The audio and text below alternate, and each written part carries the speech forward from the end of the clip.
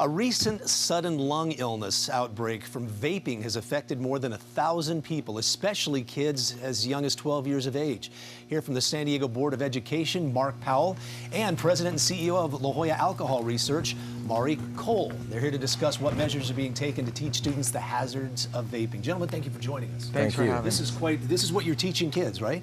Yeah, this particular situation right here is the learning apparatus, and then this one right here is what we have in the university and colleges, like Scripps Research Clinic as well. Okay, Mark, talk to us about the vaping situation as you see it. Okay, so we know that approximately 50% of the students have reported vaping within the last year.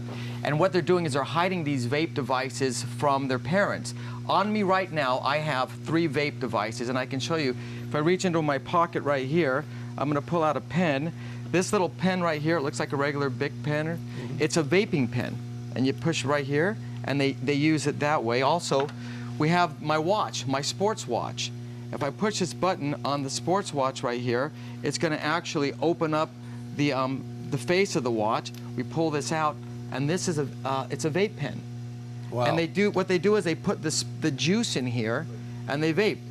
Also, some of the kids are going to use a memory stick. This is just simple memory stick like you'd find in your computer.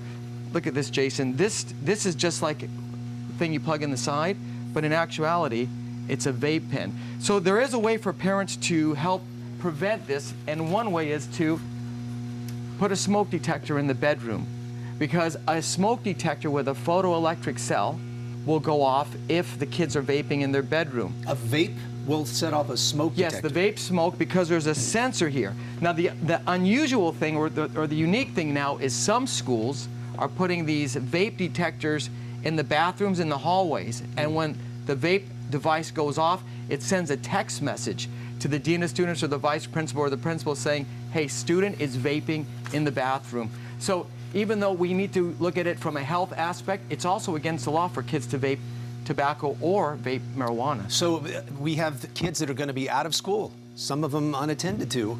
What do parents look for as far as signs? You know, you need to talk to your kids. That's the first thing. You need to talk to your kids. You need to see who they hang out with, and also check to see their activity level. If you see your kid all of a sudden go from a very active person to slowing down a bit, or if you see a drop in grades, or if you see them hanging out with certain people, you want to also search their backpacks. You can do that. It's your parent. Yeah, you're a parent. You're Absolutely. a parent. You're supposed to do that. So, Mari, how does this all work here? Okay. So right here, what we have is a brain and a lung that we use just to demonstrate exactly how e-vape works in the body. And then we also have this situation over here, where at Scripps Research Clinic and Amanda Roberts' lab, what we'll be doing is lung imaging through e-vape technology, so we can see exactly how the lungs are affected. But what we want to do is put this exact same apparatus in high schools. Instead of using rats and mice, definitely have a simulated lung and brain so that we can actually have the kids study what's going on with them, so they'll have an informed decision to make once they're like, someone wants to give them these drugs. Right. So, you know, at least now we have a way of our own version of messaging, of, you know, teaching them instead of yelling at them or screaming at them or just giving a speech. Yes. We need to actually put the same apparatus that's in the research labs in their hands so they can exactly see what's happening with their body. It makes sense because they can take it in their lungs, but they can't see. This allows them to see how it's affecting everything else, right? Right. Now, what we've been able to show is over time, the particulates of the e-vape that doesn't come back out as smoke turns into just condensation that stays in the lungs. And then that's where you get the coughing and hacking and everything from. So we have apparatuses like this.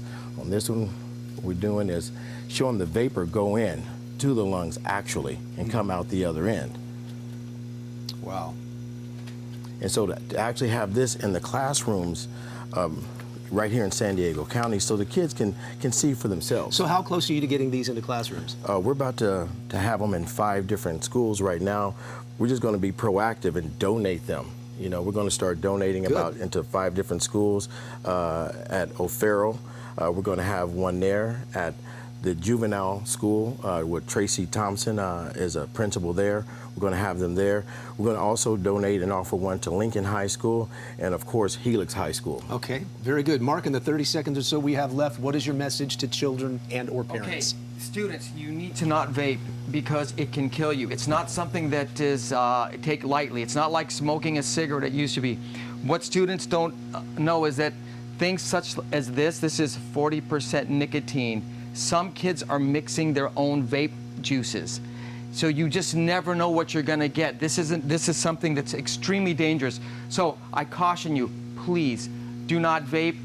You need to just say no for now, because if you knew what the dangers were in your lungs, it can kill you the first time. All right, very well said, Mark. Thank you, Maury. Thank you for coming in, man. Sharing, appreciate it. Always great to see you guys. Oh yeah, we're doing this now.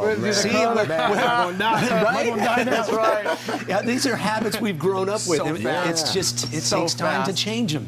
Okay, no, it's all good. A local church created an alternative way to deliver services to the public due to the ban on social gatherings. Still ahead, we'll tell you how you can live stream the Rock Church's services online. Plus, all Catholic masses will be banned until further notice because of the coronavirus. Keep it right here for more details. Good Morning San Diego's coming right back.